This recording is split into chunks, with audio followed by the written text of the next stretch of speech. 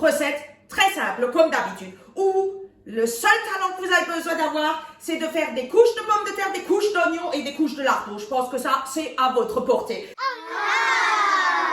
Salut les hommes, alors aujourd'hui, on va faire une nouvelle recette, les fameux rögebröd, dont vous avez déjà entendu parler, hein. Littéralement, ça veut dire pommes de terre rôties crues, et ça se prononce de façon extrêmement différente d'un endroit à l'autre de l'Alsace, rögebröd, rögebröd, etc. Enfin, il y a 10 prononciations différentes, et il y a un truc mnémotechnique que je vous recommande pour vous en souvenir, c'est Hoi la braguette dit.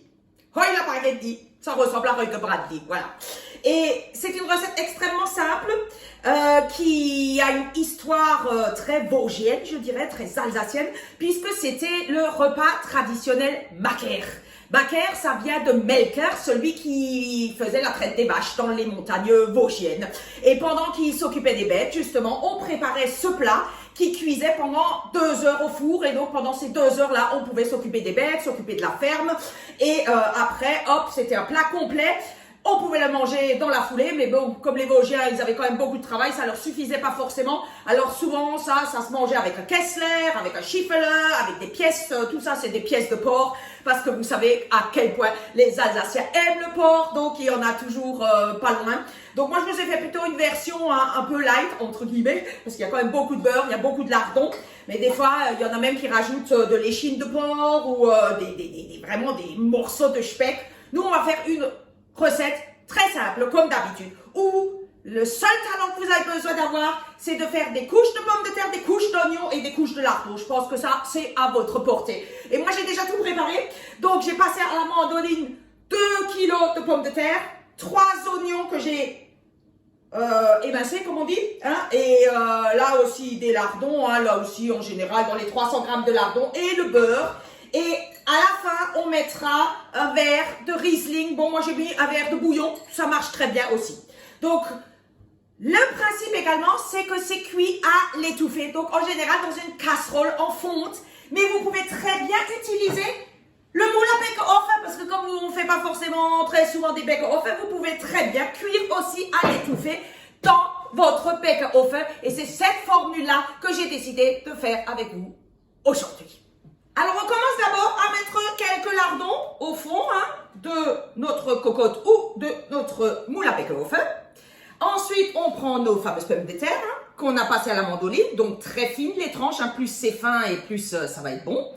Et puis on tapisse.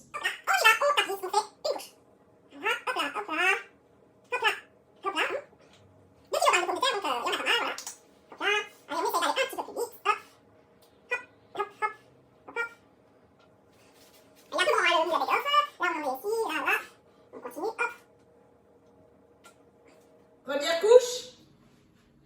Et après, on sale sur les pommes de terre et on poivre. Ensuite, on met les oignons émincés. Alors moi, j'ai mélangé un oignon rouge et 2 oignons blancs. Mais après, vous faites comme vous le sentez. Faites de façon à ce que vous ayez la possibilité de renouveler l'opération au moins 3 fois. Et après, on met des petites noisettes de beurre sur les oignons. Bon, on en met un plus ou moins, mais évidemment, plus ça macère dans le beurre, et moins ça va être light. C'est évident. Et on recommence. On remet des petits lardons et à nouveau les couches de pommes de terre. Et voilà, vous terminez avec une couche de pommes de terre. Et à la toute fin, donc vous arrosez avec votre verre de Riesling ou de bouillon. Et c'est tout, c'est prêt. Vous prenez votre couvercle et vous le mettez au four pendant 2 heures. Et un quart d'heure avant la fin, vous ôtez le couvercle pour que les pommes de terre brunissent un petit peu. Voilà. On le met au four. Et maintenant, comme on n'a pas de vache à traire ni de ferme dont il faut s'occuper, on va se boire une petite bière. Allez, à tout à l'heure. Et ça y est, ça a sonné. Donc, comme je vous l'ai dit, moi, j'ai ôté le couvercle pour que ça devienne bien brun. Et regardez comme c'est magnifique. Maintenant, est-ce que c'est bon? C'est un peu la question avec toutes les bonnes choses qu'il y a dedans. Je ne vois pas comment ça peut ne pas être bon. Mais on va quand même s'en assurer. Moi, j'ai fait du bibeleskas avec parce que je trouve que c'est déjà assez copieux comme ça. Donc, on va pas en rajouter. Voilà. Un peu meroïgebraten. Avec un petit peu de bibeleskas. Et maintenant, on va goûter. Oh, c'est fondant. Trop, trop bon. Les petits lardons. Le bibeleskas. On va se régaler. Bon, faut que je le laisse. Il y en a qui ont envie de manger. Ça fait quand même 2 heures qu'on attend notre Reukepratliti. Allez, à la prochaine pour une nouvelle recette alsacienne à la catoche. Tchuss. Et maintenant, on va goûter. Waouh, elles sont fondantes. Super bon. Bon, vous n'avez pas remarqué qu'on était en train de tourner?